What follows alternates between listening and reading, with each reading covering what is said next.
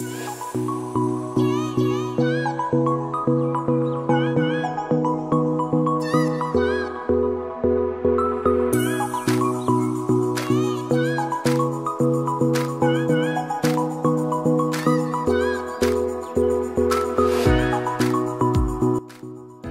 สดีครับเพื่อนๆยินดีต้อนรับเข้าสู่ Motorbike and Travel นะครับวันนี้ผมจะมาเปรียบเทียบนะครับระบบส่งกำลังของรถ2แนวนะครับ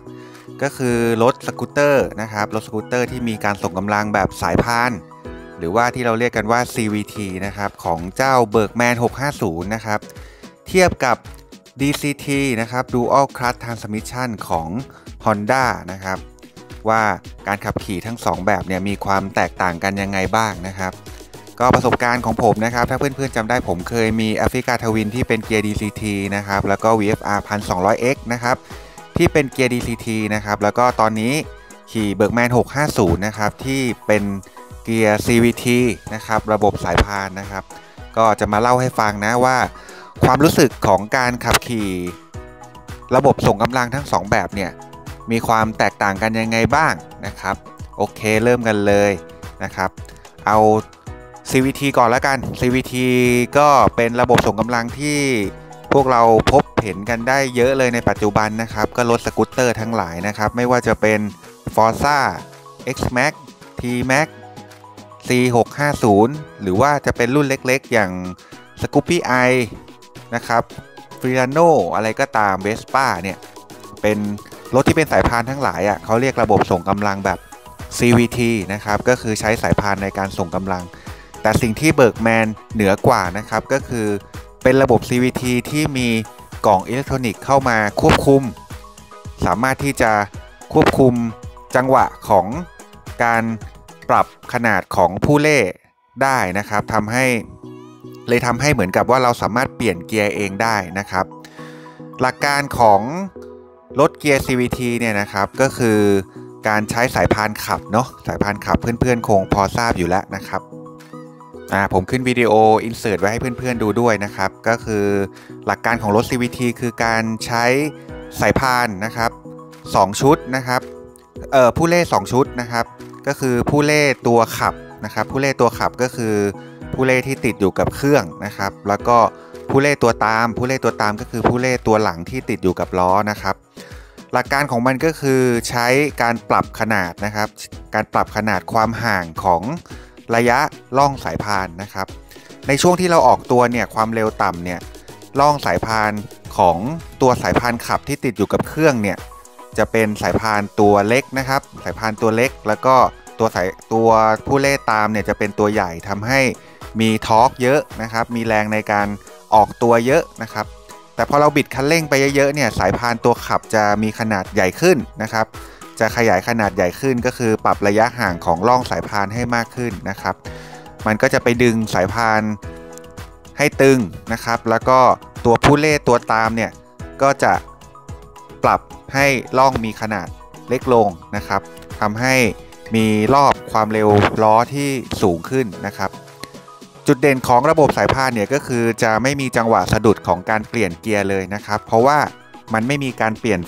ระดับเกียร์เลยไม่มีการเปลี่ยนเฟืองเลยนะครับมันคือการปรับระยะของสายพานนะครับแต่สิ่งที่ Bergman 650เนี่ยเด่นกว่ารถสายพานสกูตเตอร์อื่นๆทั้งหมดในท้องตลาดที่มีเนี่ยก็คือมันมีกล่องอิเล็กทรอนิกส์ไปควบคุมครับไปควบคุมการปรับระยะห่างของสายพานอันนี้นะครับปรับระยะห่างให้มี6สเต็ปนะครับก็คือมี6เกียร์นั่นเองนะครับ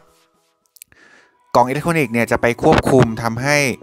มีการปรับระยะห่างของร่องสายพานเนี่ยมี6ระดับตามจำนวนเกียร์ที่เรามีนะครับเพราะฉะนั้นพอเราปรับเป็นแมนนวลเนี่ยเราปรับเกียร์1ร่องสายพานมันก็จะปรับระยะห่างไปที่เกียร์1ที่เราเซตไว้ปรับเกียร์2ปุ๊บร่องสายพานก็จะฟิกไปที่ระยะห่างของเกียร์2นะครับทำให้เราสามารถเล่นเกียร์ได้นะครับซึ่งตรงนี้เองเนี่ย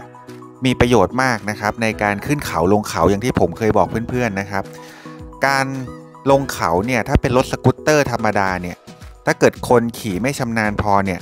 มันจะไหลลงเหมือนรถเกียร์ว่างเลยนะครับเพราะว่ามันไม่มีเกียร์มาคอยช่วยให้มีเอนจินเบรกนะครับ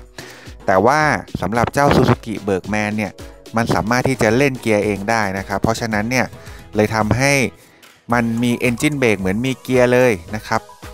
โอเคอันนี้คือหลักการคร่าวๆนะครับความรู้สึกของการขับขี่ CVT ของ Bergman เนี่ยนะครับผมต้องบอกว่าถ้าเราไม่ได้เล่นเกียร์แมนนวลถ้าเราให้มันเป็นระบบออโต้ธรรมดามันก็จะเหมือนขี่รถสายพานธรรมดาเลยครับเพียงแต่ว่าพละกำลังเครื่องยนต์มันก็จะใหญ่กว่ารถรุ่นเล็กๆเนาะมันก็จะสามารถที่จะมีอัตราเร่งที่ดีกว่ารถรุ่นเล็กๆนะครับมีพละกำลังที่ดีนะครับ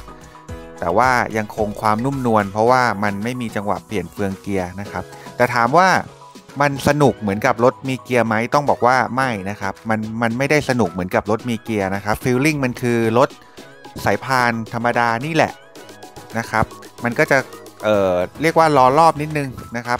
ถึงแม้เราจะบิดเยอะยังไงเนี่ยแต่ว่าด้วยความเป็น CVT มันจะมีอาการล้อรอบนิดนึงนะครับมีอาการล้อรอบความเร็วมันจะขึ้นได้ไม่เร็วเท่ากับรถที่เป็นเกียร์ DCT นะครับจากที่ผมเคยขับมานะโอเคถามว่ามันขับสนุกไหมต้องบอกว่ามันขับสนุกในแบบของการเป็นสายพานนะครับ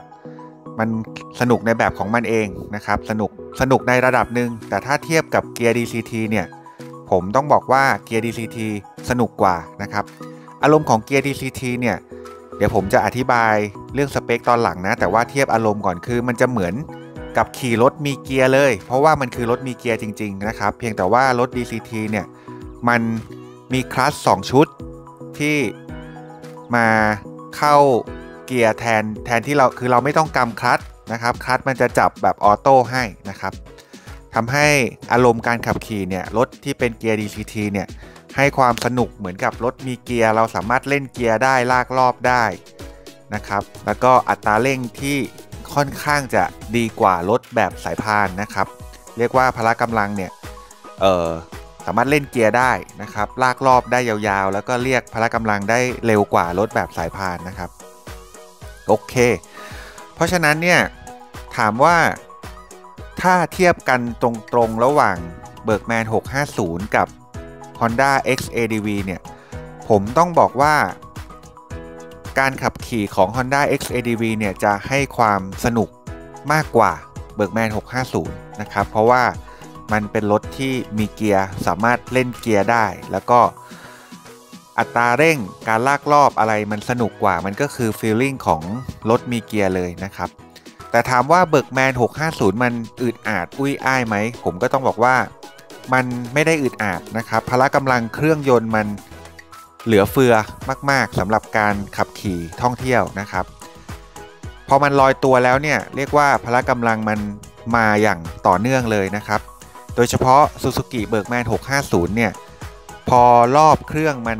เกินสัก 4,000 รอบขึ้นไปเนี่ยพละกำลังมาแบบเหลือเฟือเลยนะครับและจุดเด่นอีกอย่างหนึ่งของ Bergman 650 คือมันมีโหมด Power ให้เล่นครับโหมด Power คืออะไรโหมด Power คือการลากรอบนั่นเองครับคือถ้าเทียบเนี่ยรถสกูตเตอร์ทั่วๆไปเนี่ยรอบต้นๆมันจะหน่วงหน่อยนะครับมันจะหน่วงใช่ไหมพอรอบขึ้นไปถึงจุดหนึ่งเนี่ยมันก็จะไหลยาวๆละนะครับแต่ Bergman 650 เนี่ยมันมีโหมด Power มาให้เล่นครับคือมันจะลากรอบให้เลยนะครับมันจะลากรอบให้เลยแล้วการขับขี่ค่อนข้างสนุกมากนะครับแต่ต้องบอกว่าตีนต้นจะอึดแป๊บนึงอ่ะอึดจนถึงสัก3-4 พันรอบอ่ะจาก0 รอบอ่ะแล้วหลังจากเลยนั้นไปแล้วอ่ะสนุกสนานยาวๆเลยนะครับนี่ก็คือจุดเด่นของ Bergman 650 ที่ผมได้ขี่มานะครับถ้าถามว่าจะไปสนุกเท่ากับเกียร์ DCT ไหมก็คงต้องบอกว่าคงไม่เท่านะครับคงไม่เท่านะครับเกียร์ DCT สนุกกว่านะครับสนุกกว่าให้อารมณ์เหมือนการขับขี่รถมีเกียร์เลยนะครับการเปลี่ยนเกียร์ที่เร็วมากนะครับทำให้ไม่เสียกำลังไปกับการเปลี่ยนเกียร์นะครับเพราะว่ามีคลัตช์2 ชุดนะครับคลัตช์ชุดแรกเนี่ยก็จะไปจับเกียร์135รอไว้คลัตช์ชุดที่2จะจับเกียร์246เพราะฉะนั้นไม่มีเรื่องของการเสียเวลาหรือเสียกำลังในการเข้าเกียร์เลยนะครับแต่ก็แลกมาด้วยความสิ้นเปลืองของการดูแลคลัตช์2 ชุดเช่นเดียวกันนะครับเพราะฉะนั้นเนี่ยก็ได้อย่างก็เสียอย่างนะครับแต่ก็ผมขี่รถ ที่เป็นเกียร์ TCT มา 2 คันนะก็ขี่แอฟริกาทวินประมาณ 23,000 โลแล้วก็ขี่ VFR 1200X ประมาณ 40,000 โลนะครับยังไม่เคยเปลี่ยนคลัตช์นะเพราะว่าด้วยความที่คลัตช์มันจับให้แล้วเราไม่ต้องเล่นคลัตช์เองมันก็เลยไม่ค่อยเกิดอาการเลียคลัตช์นะครับคลัตช์มันเลยไม่หมดไวนะครับมันก็ก็เลยยังไม่เจอว่าเรื่องของการซ่อมบำรุงคลัตช์อะไรต่างๆเนี่ยมันจะเยอะหรือเปล่าอันนี้ผมยังไม่เจอนะครับก็ต้องบอกตามนี้นะครับถ้าเทียบกันก็คือ DCT ขับสนุกกว่านะครับขับสนุกกว่าแต่ว่า CVT ของ Bergman เนี่ยให้ความนุ่มนวลกว่าสายซ้อนน่าจะชอบ CVT มากกว่านะจากที่ผมดูอาการแล้วเนี่ยเพราะว่า CVT เนี่ยพอเราเร่งขึ้นไปเนี่ยมันจะสมูทจนถึงความเร็วสูงสุดที่เราบิดเลยนะครับมันจะสมูทคือมันจะกระตุกออกตัวรอบเดียวนอกนั้นไม่มีกระตุกเลยแต่ว่าถ้าเป็น DCT เนี่ยจะมีอาการกระตุกจังหวะที่เปลี่ยนเกียร์นะครับเพราะฉะนั้นสายซ้อนอาจจะไม่ชอบเพราะว่ามันก็จะมีกระตุกเกียร์1เปลี่ยนเกียร์2กระตุกเปลี่ยนเกียร์3กระตุกเปลี่ยนเกียร์4กระตุกไปเรื่อยๆจนถึงเกียร์6นะครับแต่ถ้าเป็น CVT เนี่ยจะให้ความนุ่มนวลมากกว่านะครับเพื่อนๆก็ลองเลือกในแบบที่เพื่อนๆชอบเลยนะครับผมว่ารถแต่ละคันหรือว่าเทคโนโลยีแต่ละแบบเนี่ยมันก็มีข้อดีแล้วก็ข้อเสียนะครับเพียงแต่เราเลือกให้เหมาะกับสไตล์ของเราก็จะขี่อย่างมีความสุขนะครับต้องบอกว่าทุกวันนี้ก็มีความสุขมากๆกับการขี่เจ้า Bergman 650นะผมเสียดายมากเลยที่ศูนย์ซูซูกิเนี่ยไม่เอาเข้ามาจำหน่ายแล้วหรือว่าไม่พัฒนารุ่นใหม่ๆแล้วนะครับจริงๆอยากจะให้พัฒนาต่อยอดไปอีกนะครับจาก Bergman 650รุ่นปัจจุบันเนอะใส่เทคโนโลยีเข้ามาเพิ่มเป็นจอสีหรือว่าใส่ครูซคอนโทรลเข้ามาจะดีมากๆเลยนะครับเพราะว่าสกูตเตอร์เนี่ยมันไม่ต้องเข้าเกียร์เพราะฉะนั้นเนี่ยถ้าเกิดมีครูซคอนโทรลเนี่ยมันจะแบบสบายมากเลยนะครับตอนนี้ผมกำลังวางแผนที่จะติดที่วางแก้วน้ำอยู่ก็คือขี่ไปจิบเครื่องดื่มไปสบายๆเลยนะฮะโอเคตอนนี้ใจก็หลงรักสกูตเตอร์มากๆเลยนะครับโอเค